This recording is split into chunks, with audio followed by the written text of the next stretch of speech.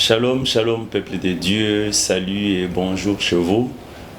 Nous voici encore une fois au devant de vous après une année passée. Alors je me permets de me présenter encore une fois chez vous pour juste partager un petit message avec vous. Je crois que mon message aura deux volets. Le premier volet, c'est juste vous présenter un message de réconfort, et puis le deuxième volet sera basé sur le souhait. Voilà que je me présente d'abord, je suis le pasteur Valeur Kila, le pasteur de l'église Arc-en-Ciel Tabernacle de Bandalungwa. Je crois que pour certaines personnes qui ont eu déjà l'habitude de nous suivre dans les réseaux sociaux, ils connaissent et savent là où se situe notre précieuse église. Voilà, pour le plus intime, ceux-là qui me connaissent, ils m'appellent souvent PVK. Alors le message d'aujourd'hui, le message de réconfort commence juste par vous dire une fois de vous armer des forces et de courage, parce que l'année n'a pas été facile, n'a pas été vraiment fameuse en fait. À la fin de l'année passée, nous avons eu tous à faire de vœux, à vous présenter de vœux, tout ça. Nous avons souhaité nos vœux, le meilleur, tout ça. Mais écoutez, la Bible dit que toute chose concourt au bien de ceux qui aiment Dieu. Alors il s'est fait qu'au courant de l'année, il s'est déclenché une pandémie mondialement connue et appelée Covid-19. Et voilà, nous avons eu à perdre beaucoup plus de membres de famille, beaucoup plus de proches, de frères et sœurs. Et voilà que certaines personnes se sont vues écartées de certaines personnes beaucoup plus chères qu'ils ont eu à aimer et qu'ils ont eu à partager beaucoup de choses. Mais car cela ne tienne, sachez quand même que la Bible dit « Un chien vivant vaut mieux qu'un lion mort ».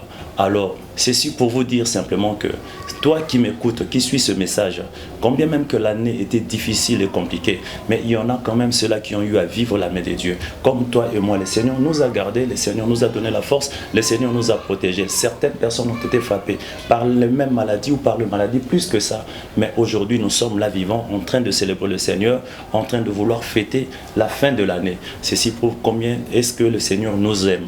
Nous ne disons pas que ceux-là qui sont morts, que le Seigneur ne les aime pas. Le Seigneur les aime aussi, car il a plusieurs manières d'exprimer son amour à travers son peuple. Il peut l'exprimer par la douleur, par la souffrance, par une maladie. Mais le plus important, c'est que lorsque la maladie ou quelque chose des douleurs qui vous frappe, sachez que le Seigneur peut toujours vous soutenir, car David dit, il est le secours qui ne manque jamais au jour de la détresse. La détresse permet aussi à chaque enfant de Dieu qui a la foi, qui persévère, qui croit à la parole, de découvrir les facettes cachées ainsi que beaucoup plus des attributs de Dieu. Voilà que ceux-là qui ont été touchés, qui ont eu à perdre certaines personnes de leur famille, soit par une maladie, par des accidents, tout ça, ne vous résignez pas de louer le Seigneur, de le bénir, ni de le célébrer. Nous devons le célébrer parce que nous savons que le Seigneur, il est le maître de temps et des circonstances. Le message de soutien ou le souhait, c'est quoi? C'est que chacun de nous puisse savoir que lorsque le Seigneur t'accorde le souffle de vie, lorsque le Seigneur te donne l'opportunité de vivre, ceci veut seulement dire que le Seigneur a une mission, qu'il voudrait continuer à œuvrer avec toi, par toi, et que le monde entier puisse le découvrir par toi, puisse voir Dieu au travers de toi. Sache que tu es un instrument entre les mains du Seigneur. Le Seigneur a encore beaucoup de projets pour nous qui respirent. Un projet de bonheur et non un projet de malheur, comme la parole de Dieu le dit. Alors j'aimerais que toi et moi, nous puissions encore faire des vœux devant le Seigneur. Je veux vous dire, le vœu certainement, nous en avons fait et nous le faisons et nous le ferons toujours. Pourquoi? Parce que, vu l'espérance et l'espoir que nous prodigue la parole de Dieu, nous devons nous armer de force et de courage pour savoir que, aussi longtemps que nous vivons, le Seigneur est vivant, le Seigneur marchera avec nous. Que cette année soit encore une année de combat, une année de conquête, une année de retrouvailles, une année de restauration, une année de récupération. Pourquoi des récupérations? Parce que nous avons eu à perdre beaucoup. Et on n'a pas beaucoup aussi travaillé cette année par rapport à tous ces temps, ces modes de confinement que nous sommes en train de vivre. Mais car cela ne tienne, nous sommes des enfants de Dieu.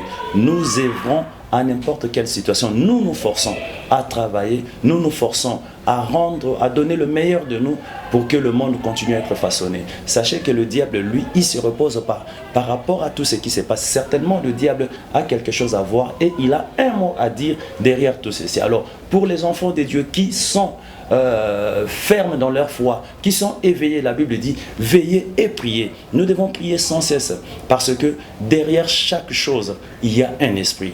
Si c'est le mal qui voulait nous atteindre, afin d'éradiquer la force ainsi que la puissance devant l'Église. Sachez que Jésus avait déjà proposé une parole, il avait dit qu'il bâtirait son Église et que les portes de séjour des morts ne peuvent jamais prévaloir contre elle. Alors, avec cette parole, armons-nous de courage, mettons-nous debout, continuons à travailler comme si rien ne s'était passé cette année.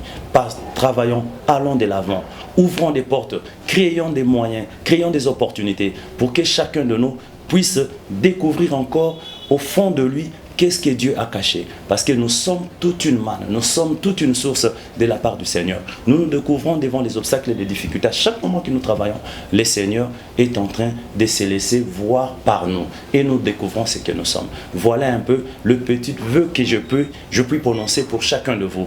Que le Seigneur vous assiste, que le Seigneur vous donne la force, que le Seigneur marche au devant de vous. N'ayez jamais peur, comme Dieu avait dit à Gédéon, va avec la peu de force que tu as.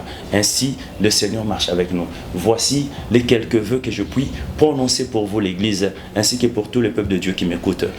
Que le Seigneur vous bénisse pour la suite.